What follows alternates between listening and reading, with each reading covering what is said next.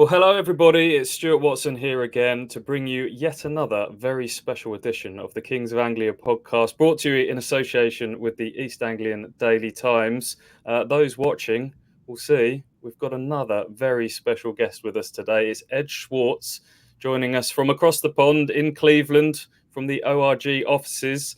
Ed, how are you? Thanks for joining me. Doing fantastic, Stuart. Thank you for having me today. Looking forward to talking about my favorite topic, Ipswich Town. Yeah, majority shareholder of a Premier League football club. How does that sound? It sounds absolutely fantastic, and it's taking some time to actually sink in. But could not be more excited for those words. Yeah. How's this season been for you? Watching from afar, you say it's your favourite topic. I guess, you know, as investments go, this one has a little bit more of an emotional attachment to it. What's it been like, this whole roller coaster ride? It does, Stuart. When we first embarked on this endeavor, the advice I was given is try not to be emotional. It's a very emotional business, but you have to keep your emotion in check. And I can tell you there were many times this season that was really, really difficult. The season was just incredible. There was a stretch of games toward the end, some of the really close games. I had to admit that I really didn't enjoy the games, especially toward the end of some of them. I was so nervous, and but it was just a magical season. It was incredible. So many great moments. I got to see a lot of them in person, but every single one I watched, if it wasn't at Portman Road or with the team, I was watching it every single game at home. Paint me a picture of what that looks like. Who are you with when you watch the games? What's the time like over there when the games are at 3 o'clock or in the evening over here? Do you get a few people together? Yeah, so the games that are during the week, often they're in the middle of the workday. So what we do is we set up a big TV in the conference room, and a number of us come in. Sometimes we bring in food and almost have like a little mini watch party, and we're screaming and yelling, and people are wondering what's going on. But we really have a great time watching it together. And then when the games are on Saturday, I've had people over to my house. I have a nice setup with an outside television on a patio, and I've often had people come to my house, and we've gotten a lot of new Ipswich fans in my local hometown of Cleveland. So it's been a lot of fun to watch it with people. Yeah, I was going to ask if family, friends are invested in this. You got a few shirts and merchandise and stuff in the household and around the family? No question. We have even some of the younger people, the babies that have the new gear. People with the news have come out of the woodwork. I've had people contact me that I haven't talked to since my university days. So it's been a lot of fun. And Yeah. and I often like to say that sports brings people together, and this great season, this great journey certainly has brought a lot of people in Ipswich together. But even with our involvement, people have come and enjoyed watching Ipswich, even from here in the U.S. It certainly has brought a lot of people together. You saw that with your own eyes for the Huddersfield game when promotion was secured, the pitch invasion. What were those scenes like for you? Seeing this grand plan all come together and seeing the joy of the community and what it means to so many people. It really was something that I had never in my wildest dreams ever experienced. After the match, it must have been an hour. Uh, the supporters were on the pitch singing and chanting, and it was the most incredibly magical moment. And it comes on the heels of last year, which I couldn't believe could be topped, but it really was. And it was an incredible experience, and something that I know had been long in the making. And you can see that these fans, these long-suffering fans, really got what they deserved, and that is Ipswich Town back in the Premier League. Mm. I know when I've spoken to yourself and other members of the ownership group when the takeover first came, and you spoke a lot about the importance of the community and the family values and getting the culture right. Um, it's great the investment is growing and you've got them to the Premier League, but it's the impact that you're having on Ipswich and Suffolk as a community that I think you probably take as much pride in, don't you? I know you spoke to me just before we started recording, the amount of people that stopped you and have thanked you. That must be very humbling.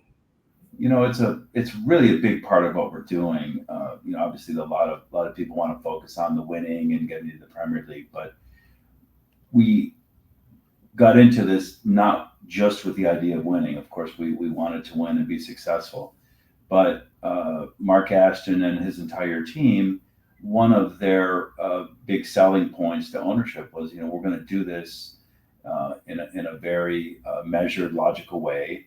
We're going to try to be successful, certainly on the pitch, but we're also going to focus on community. It's such an important part of what we do. And there are many things that, are not in the press, are not known, but there's so many great things that you can do as a football club if you care. And I'd say the one thing I'm most proud of is that this management team, this ownership group, we really do care about the community. It's not just about winning. It's not just about making money. It's about the fans and the community. And the reality is, I think you do win more and you probably do make more money if you focus on that. But it really comes from focusing first on the community, on the fan base, and just building it up from the ground up and doing it right. Let's rewind to the start of this takeover, which feels like a long time ago now, but really isn't. April 2021, when the deal finally got done, but I know it took several months for you to identify the right club, several more months to thrash out the deal. Were you ever close as an ownership group to going in a different direction? Were there any moments where you thought it wouldn't happen? If you look back at any sliding doors moments, perhaps around that time? We had looked at other situations that didn't get nearly as far, but even up until the last moment, it was very it was a lot of back and forth, really up until the takeover. And look, it's understandable because anyone who owns a football club, it's hard to let go of it. And the previous owner had a nice run, a long run, and it was time for him to move on. But even knowing that, it was I'm sure emotional and difficult. And but there was a lot of back and forth, but we finally got it done. And you kind of forget the difficulty in putting the deal together. But we had a great team led by Michael Leary, our chairman, who led the transaction and worked very closely with me on everything, and we were able to get across the finish line and do that. And I can't believe it's just a little over 3 years ago, as you said, April of 2021. Yeah, I mean, when you identified Ipswich Town, I think you'd looked at others as soon as you kind of spoke to people around Ipswich. You stopped your search. You knew that this was the right club for you because it, as you rightly identified, it had huge potential to awaken a sleeping giant. The size of the area, the fan base, the history of the club. That's been proven now, hasn't it, in everything that's happened since? Yeah, in all of our investing universe, we look for value, and a lot of times it's unrecognized value. And Ipswich Town had been stripped so badly over so many years that it was a situation that I think a lot of people really didn't recognize the what I would call hidden value, or what a sleeping giant it was that needed to be awoken. And we had to rely on the people in the UK to explain the potential. And frankly, I don't think even they knew the actual potential that is being realized, because as high of an expectation as we've had for this fan base, they've always exceeded it. And it's just incredible, really, in every aspect, whether it's season ticket sales, merchandise sales, really just overall support has been incredible. And it does give us additional fuel to continue to strive and move forward. So, and I often like to say that while we are the owners of this club, it really is not the case. This is a point in time where we look at ourselves as caretakers. This club existed many, many years before we all existed, and it's going to exist for many, many years afterward. And this club belongs to the community. It belongs to the supporters. It's the most incredible fan base I could have ever imagined. And we take our responsibility as caretakers of this great club very, very seriously. I spoke to Mark Ashton less than 24 hours after promotion was secured, and he said he had a conversation with you after the Huddersfield game, and you reminded him of a chat last summer where he said you looked him in the eye and said, "Do you really believe that promotion is achievable this year?" And according to you, he looked back and with a steely look in his eye and said, "Yes, I can't guarantee it this year, but there was utter belief in the processes that were being put in place and the backing from yourselves." Is that how the conversation went from your memory? Yeah, that's a true story. We were at dinner.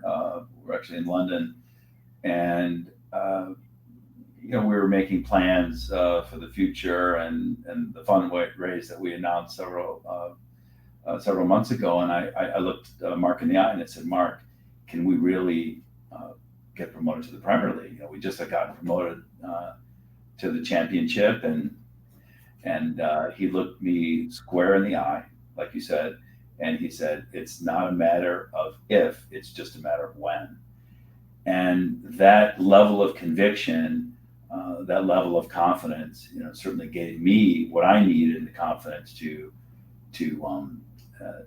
bring the level of investment to the table, so we can and did achieve what we want to achieve. And now the goal is to continue along the same plan and continue to have a long-term sustainable success.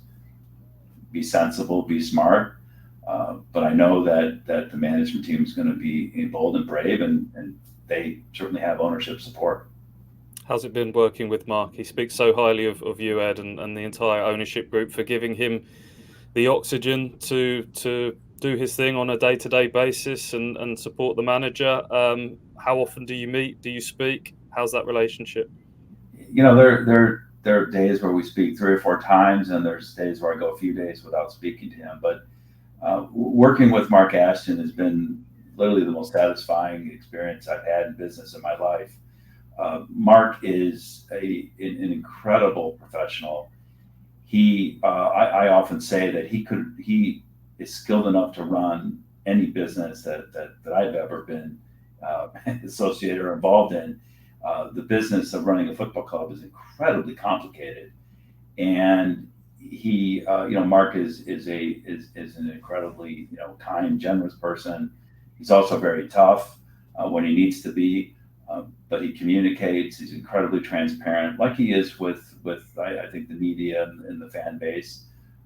He's very honorable, and he has very, very consistent values to what we think are important. So I couldn't think of a better a person to work with as a partner. Mark's become a friend, a very close friend, and I think he's an incredible steward of this club. And all the ownership has incredible confidence in Mark and his values and his expertise to fulfill, I think, everyone's dream here. Yeah. He had a schedule, Ed, with this plan. The grand plan was kind of put in place. It surprised me how quickly, certainly behind the scenes, people were using the words Premier League from when you took over. It wasn't just, tough step, first of all, just to get out of League One. It had taken the club a bit of time. I think, but to hear Premier League being spoken about quite early took me aback. But yet here we are. Ahead of schedule, would you say? There's no question we're ahead of schedule. I don't think anyone in our projections thought that 3 years from when we closed, we would be in the Premier League. But in some ways, looking back, it's not surprising. While it isn't easy, everyone's trying to do it. This management team had a plan. They stick with it. They execute. Not that they don't pivot; things come up, but they're very, very focused. They're very disciplined, incredibly hardworking. And so from that perspective, maybe it isn't surprising, but it certainly wasn't anyone's expectation that we would be this successful this fast. With this management team, with this fan base, I wouldn't put anything past them. I wouldn't put any ceiling on what we all can do here. Yeah, I think the purchase price was reported around the 40 million mark in April 2021. I don't know if that's a fair valuation that was reported, but in March you've obviously sold a 40% stake for 105 million pounds. That gives everybody a decent idea of the valuation of the club.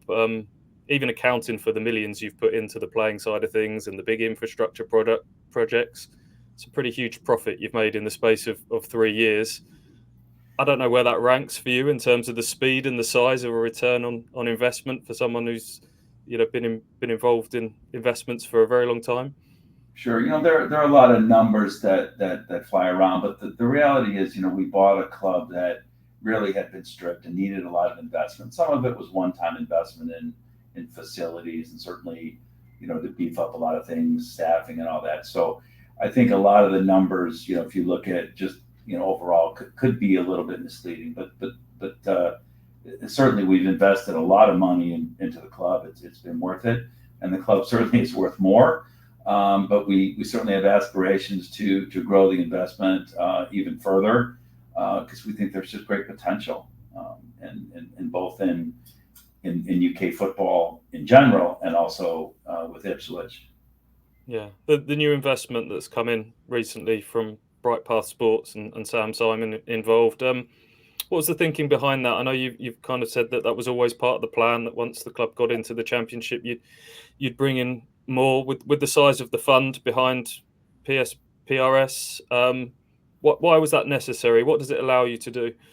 So there's really two things, and I think it's important to note that certainly PSPRS has sufficient capital to have funded it on their own. We could have gotten that accomplished, but what we wanted to do is bring investors to the table it wasn't just money.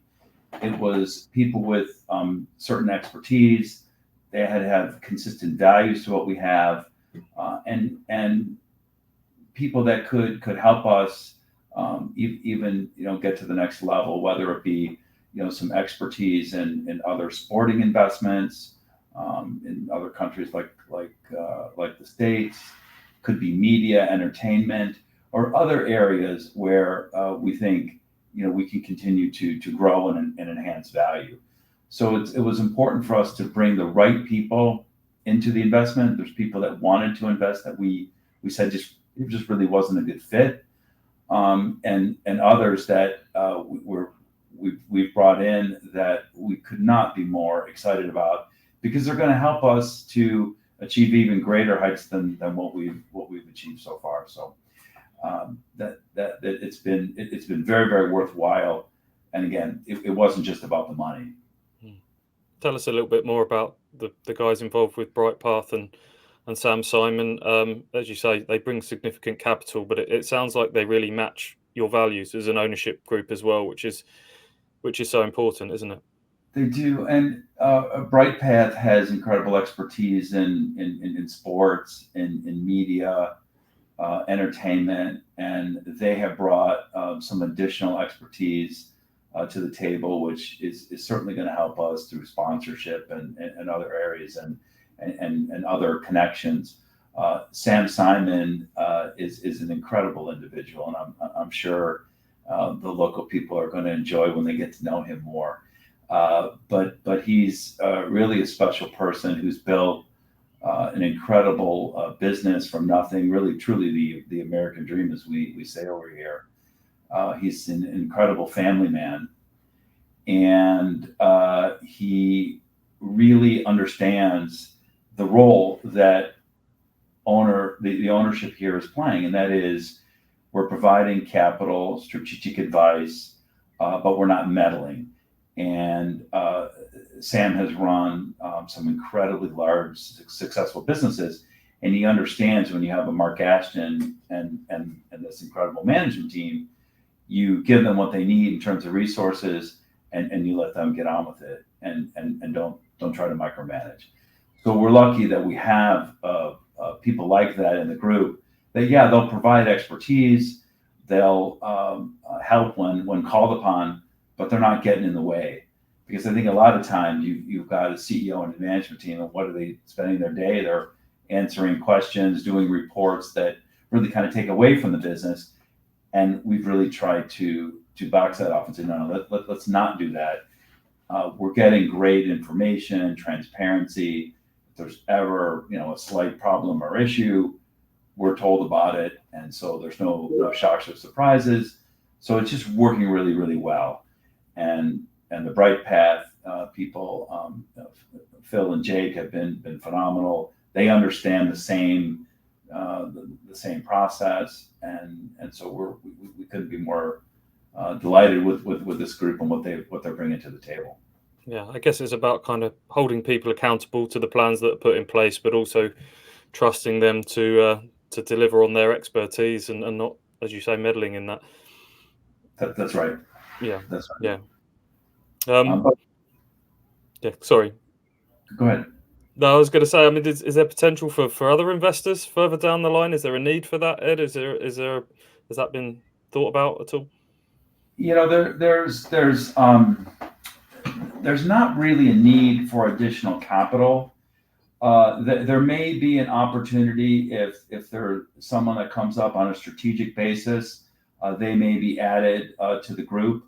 That is a possibility, but it really won't be with the thought that we'll be needing any more money. It would be only for strategic purposes, for some level of expertise that they may bring that could help us continue to achieve our goals. Mm-hmm. And I assume you weren't short of suitors when it came to that extra investment because of the trajectory that the club was on. Were you able to be selective to pick the personal qualities that we've just discussed in terms of the people to bring involved?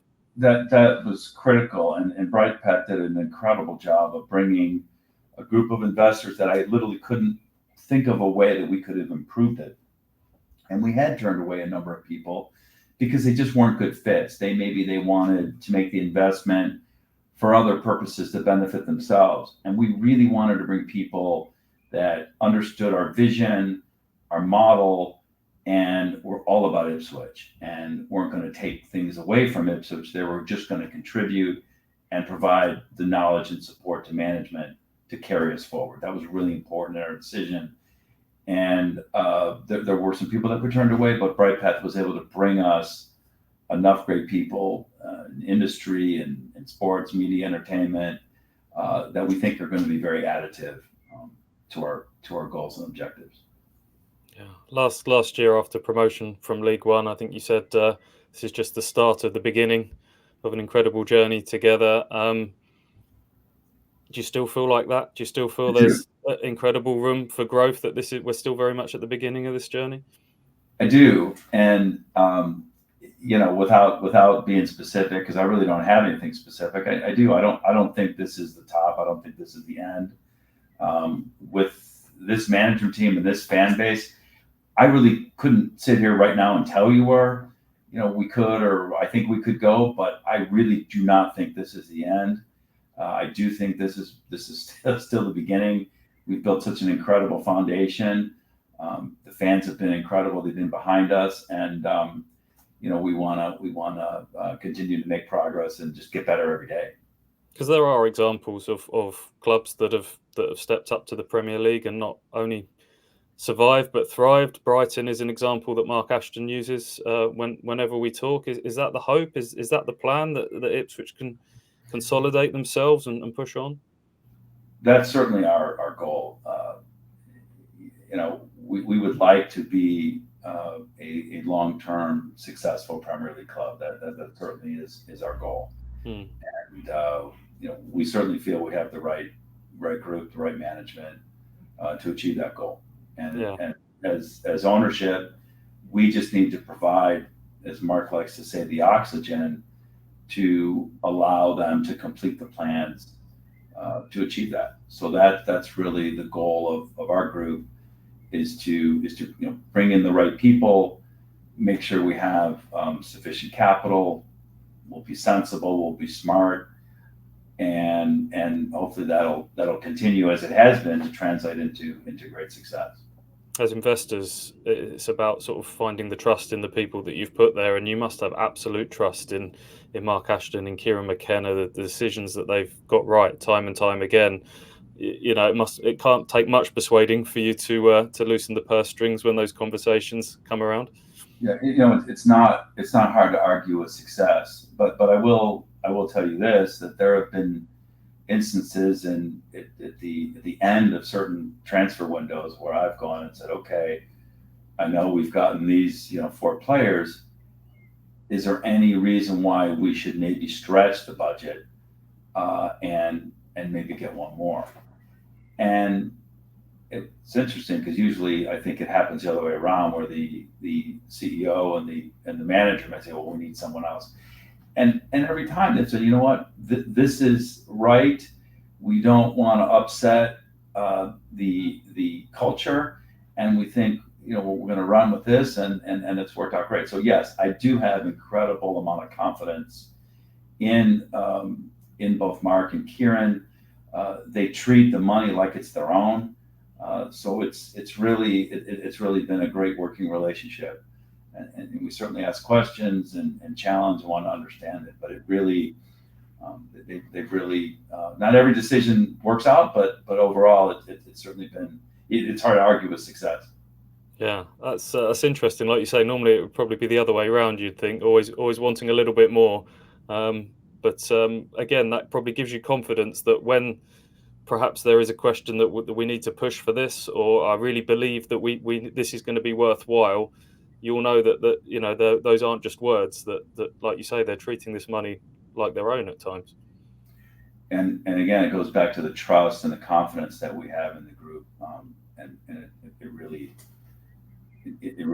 is working well. And as I said, the new people we're bringing on, they've had to understand it's working well, and we'll want to continue with the great success that we've had. I remember when I spoke to you briefly at Portman Road, I think November 2021. You'd not long after the takeover, and the question was about how long this investment would be. Obviously, it's a pension fund. There will come a point in time where you'll look to recoup your money, but you insisted we're in it for the long haul. I pushed you for a time frame. You said maybe at least 7 to 10 years, but if things are going a certain way, we may reevaluate that. Are you reevaluating that? Where are you at this moment in time, do you think, in terms of the timescales? I'd say, I know it's been 3 years, and I would say that the time frame really hasn't changed where we'd evaluate it. I think we're still, as I sit here today, we've got a trajectory of probably another 5 to 7 years, where at that point we would then reevaluate and see where things stand. But there's no discussions, there's no intention of selling in any way. I guess the name of the game is to know when to cash your chips in, right? It's working out where the ceiling's at, and when the right time is. Is that something that you're always evaluating? And I know you've said this before, and I don't want to talk about exit strategies yet because it doesn't feel like the right time. But it's important to reiterate, I guess, that when that time comes, you'll make sure that you'll hand it over to responsible custodians, and take pride in leaving it in a far better place than you found it.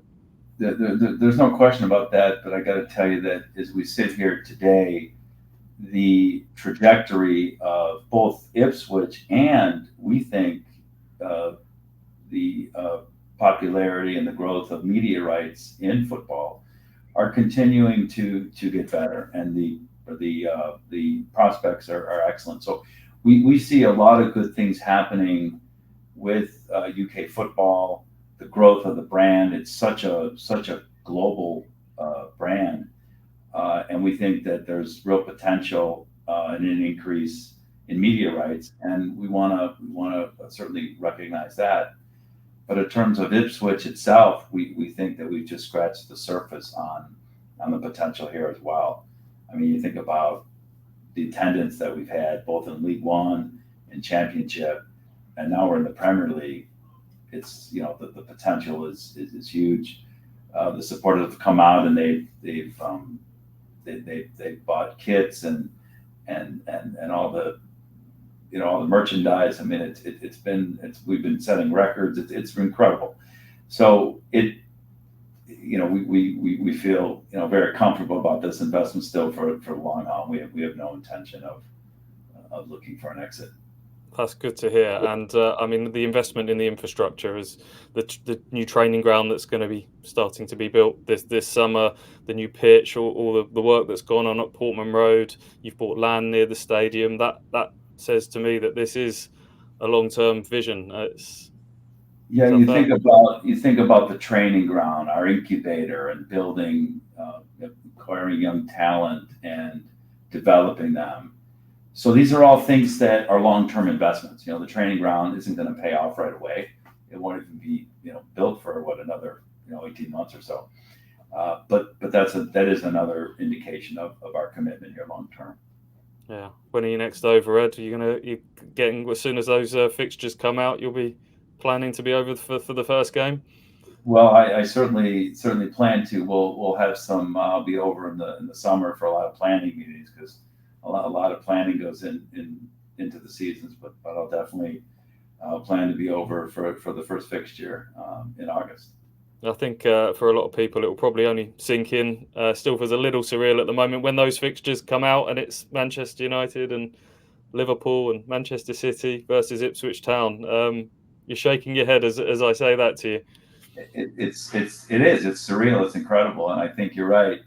I've talked to a lot of people that's when I think it's really going to become real, when we have a date, when Liverpool and Manchester United are coming to Portman Road. It's going to be incredible. Well, I'll finish with what I said to Mark at the end of the interview last week, and that is an extension of thanks from the supporter base, from the community, for everything yourself and the wider ownership group have done for this football club over the last 3 years. It really has captured hearts and minds, and it's not just about football. It makes a real difference to people's lives, and so yeah, I thank you really on behalf of everyone. I know you've had lots of individual conversations with people that have stopped you at the games in the street when you're over here, but you'll have seen it with your own eyes. It's made such a difference to the whole area. It never gets old when 2 or 3 generations of supporters come up to me and literally all they have to say is thank you. It really is gratifying, and I think it has brought the community together, and I appreciate you saying that, Stuart, and so we could not be more excited for, I think it's August 17th for the start of the new season. So well, good luck with the plans for the summer. I know the manager has talked about it being a humongous step up to the Premier League. I think eyes are wide open to the challenge ahead, but as you say, right now it feels like the sky's the limit and no one wants to put any kind of cap on what can be achieved going forward. So I look forward to the next exciting steps in this journey. And thanks again for sharing your time, Ed. It's much appreciated. My pleasure. Thank you for all you do. Thanks, Ed.